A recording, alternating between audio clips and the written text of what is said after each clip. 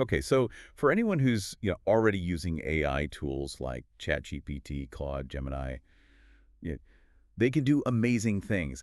But be honest, how often do the results really feel expert level? Right. You ask a question, you get a response, and it feels, well, maybe a bit boring, a bit generic. Exactly. Bland even. And look, you're definitely not alone if you feel that way. Most people are getting pretty average results. And the thing is, it's usually not the AI's fault. It really comes down to the input. The input, yeah. Think about it like this. Imagine an AI is a master chef. Unbelievable skills. But if you only give them basic ingredients, like just stuff from the back of the cupboard, They can only do so much. precisely. They'll make something edible, sure, but probably forgettable. Now, what if you gave that same chef premium, carefully chosen, specific ingredients? Then they can create something incredible, a masterpiece. That's the principle with AI. The quality, the distinctiveness of the output, it's directly tied to the quality of the information you feed it. And that's the big misconception we really want to tackle in this deep dive. People think, oh, I need the newest AI model, or I need to learn some super complex prompting technique. Mm-hmm. But the truth we're exploring today is, well, maybe a bit counterintuitive. It's less about the chef and more about the quality of the ingredients you bring to the kitchen. Well said. So we're going to unpack this really effective 15-minute workflow. It's designed to seriously upgrade your AI interactions. It's not about fancy tech. It's about feeding the AI high-quality, research-backed info so the results genuinely stand out. Okay, so let's dig into why those results often feel generic in the first place. The root cause is actually quite simple. Yeah. These AI models, they learn from a huge amount of internet data. So when you ask a simple kind of open-ended question, It gives you the average answer. exactly, it defaults to the average answer from the internet. It's designed to be broadly helpful, but broad often translates to vague, forgettable, generic. That makes total sense. Like asking for a good movie and getting something popular, technically right, but not helpful. Right. So when you say average answers, is that because the AI is limited, or is it more about how we're asking? Oh, it's much more about how we're asking. The AI isn't the limitation here. It's just trying its best with what it's given. Okay. The real limitation comes when we don't provide that specific, nuanced context it needs to, really shine. The shift in approach is key. Absolutely critical. Instead of just a basic question, imagine first equipping the AI with, say, carefully selected academic research, expert insights, proven strategies. Then it can go beyond the generics. Way beyond. It can become genuinely authoritative. And that's the core idea we're unlocking today. The secret isn't necessarily a better AI tool or waiting for version 5.0. It's about getting better at preparing the information. Preparing the ingredients. Exactly. When you give an AI that specific, credible, research-backed context, the output can sound like it came from a real subject matter expert, not just, a quick web search. Absolutely. And the how is what we've really focused on. We've boiled it down to a pretty efficient 3-tool strategy. Free tools. Yeah, 3 completely free tools. And when you use them in sequence, they work together like a well-oiled machine for this workflow. Okay, intrigued. Let's break down these tools. All right.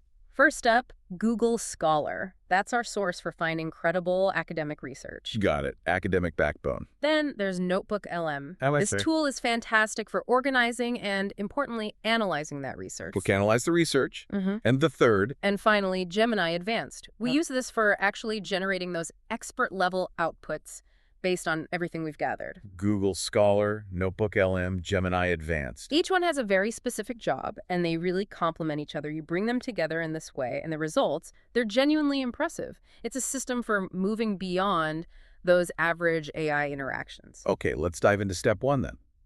Mastering Google Scholar. You mentioned a 3-2-1 method. Yep. Because Google Scholar, it's this incredible treasure chest of credible info, right? Yeah. Peer-reviewed stuff. But honestly, most people probably don't know how to really use it effectively for, practical tasks. That's very true. It can feel a bit academic, maybe intimidating. Yeah. So this 3-2-1 method, it's something refined over years in, research settings. It's probably the most efficient way I've found to get the highest quality sources on a topic in about 5 minutes. 5 minutes. Okay, I'm listening. What's the method? It's elegant because it's simple but powerful. First, the 3 stands for finding the 3 most cited papers on your topic. Most cited. Right. Go to Google Scholar, type in your main topic, let's stick with that example, effective online learning strategies. Okay. Scholar automatically ranks by relevance and citation count those top results. They're usually the foundational, most respected papers. Your job is just to download the top 3 that have a direct PDF link available. And why focus on most cited specifically? What does that tell us? Think of citations as votes of confidence from other researchers. Ah, like peer validation. Exactly. If hundreds, maybe thousands of other experts have referenced a paper in their own published work, that's a really strong signal. It means the research is solid, it's stood up to scrutiny, and it's likely had a significant impact. Makes sense. And you mentioned a tip for finding PDFs. Oh yeah, quick pro tip.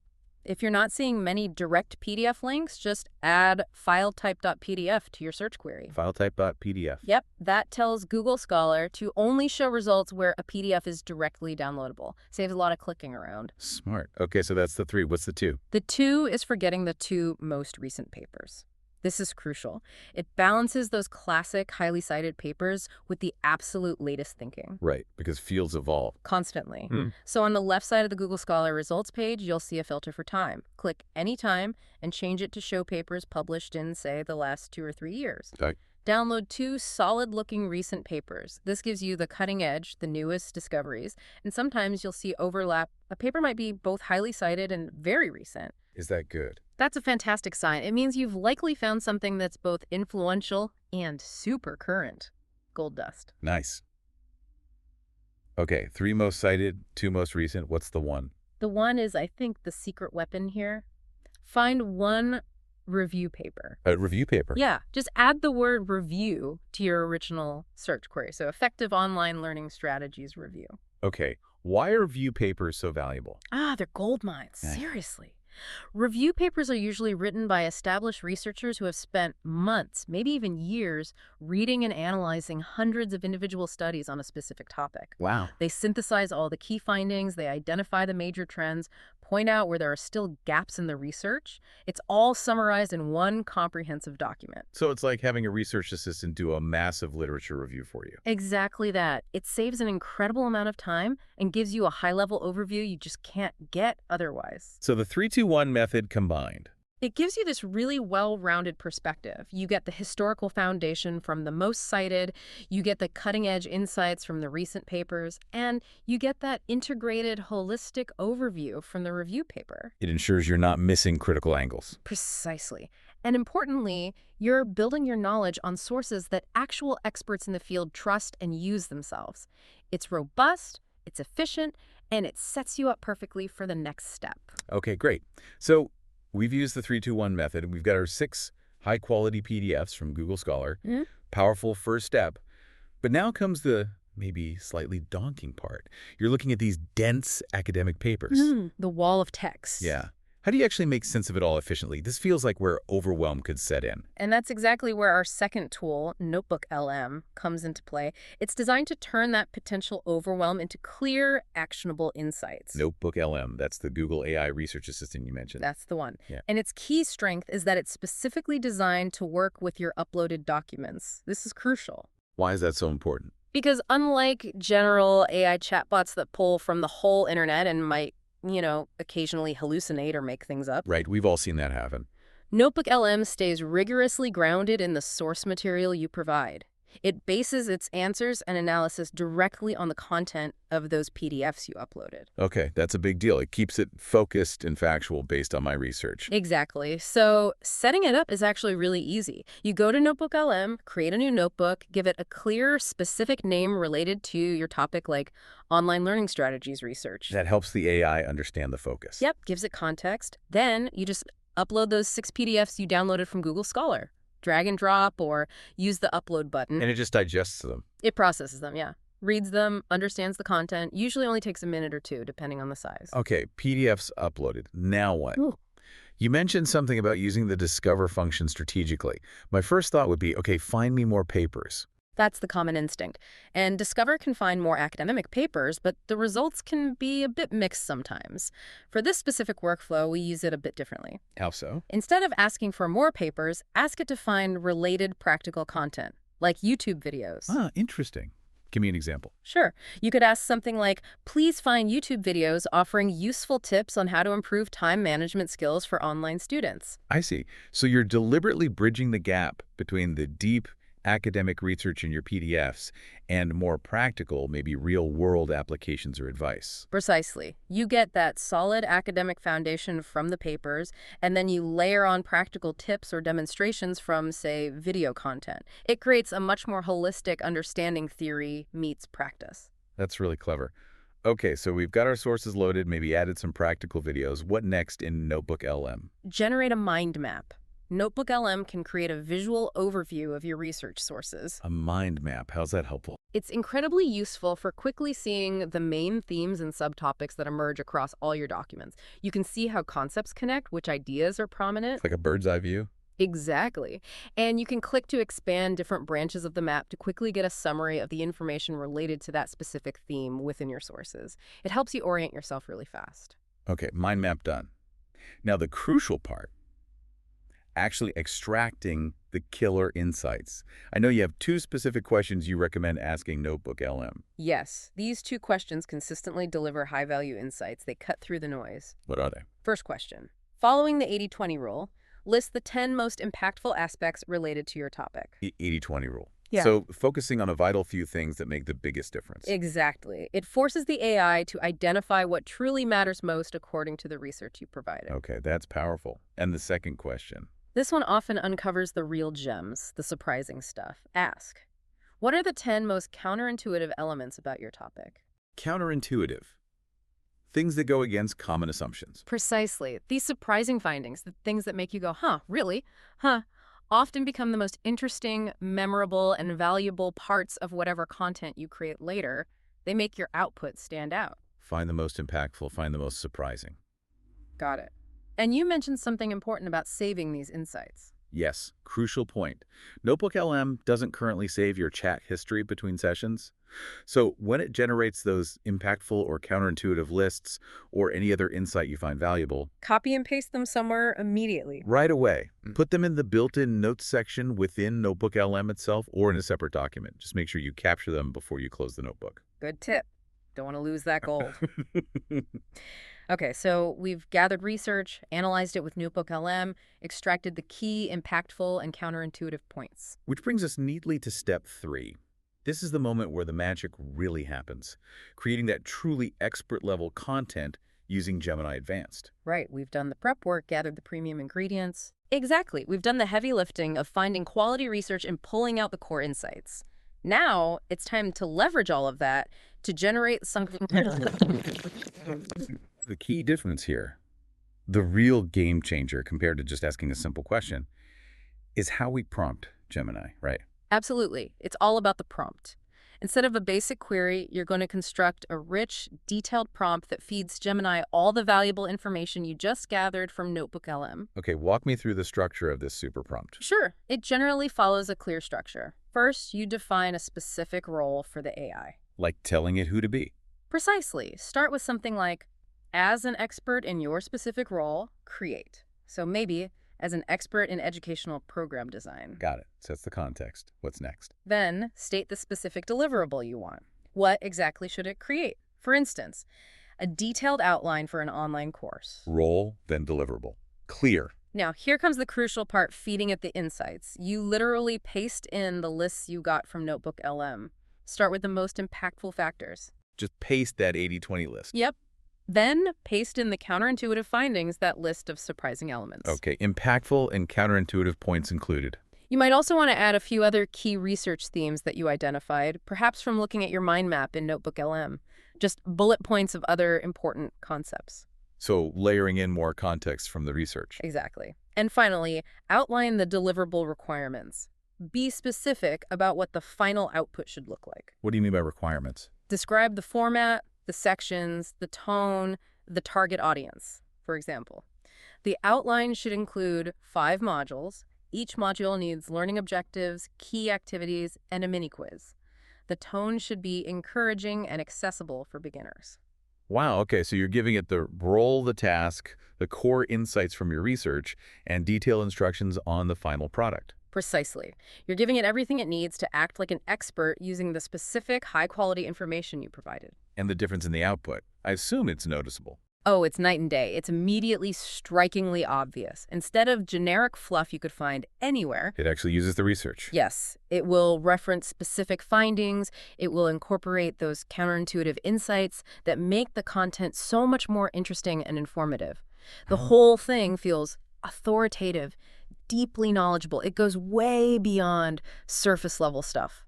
It sounds like it came from someone who actually knows the topic deeply because Right. you fed it that deep knowledge. It's exactly it. Can you give a concrete example, like back to the online learning strategies topic? Sure. Instead of Gemini just giving you a generic list like make a schedule, take breaks, which is okay, but basic. Right.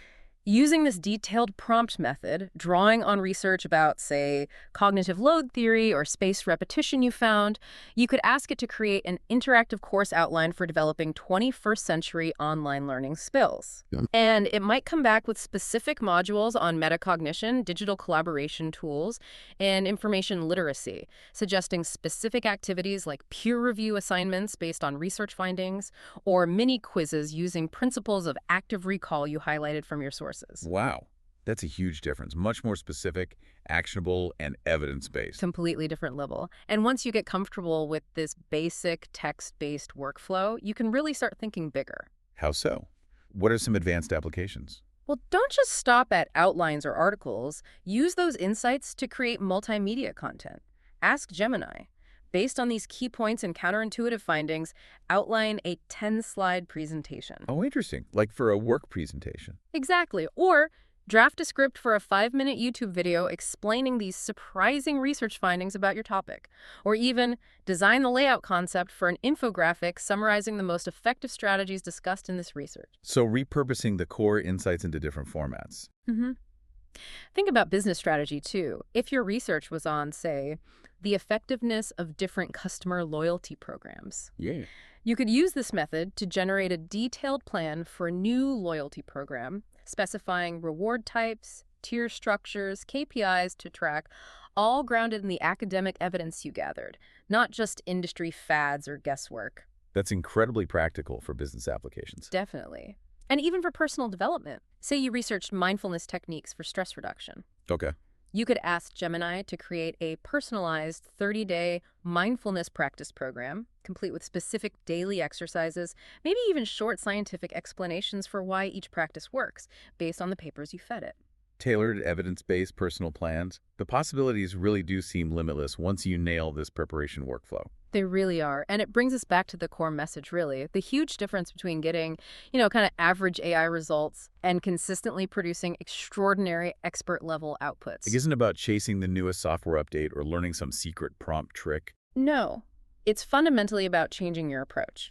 It's about the preparation. That 15 minutes up front. That 15-minute investment in gathering high-quality, targeted research before you even open Gemini or your AI tool of choice, that's what transforms you. You go from someone getting generic stuff back to someone who can consistently generate content that feels genuinely expert. Instantly. The return on that small-time investment is massive. So the encouragement for everyone listening is try it. Absolutely. Pick a topic that genuinely matters to you, something for work or a personal interest. Follow this workflow exactly. Google Scholar 321, NotebookLM for analysis and insights, then the structured prompt into Gemini. Just try once, following the steps. And just prepare to be, pretty amazed by the difference in what comes out. It really shifts the paradigm from just asking AI questions to collaborating with AI using high-quality information. That's a great way to put it. So maybe the final thought to leave everyone with is this.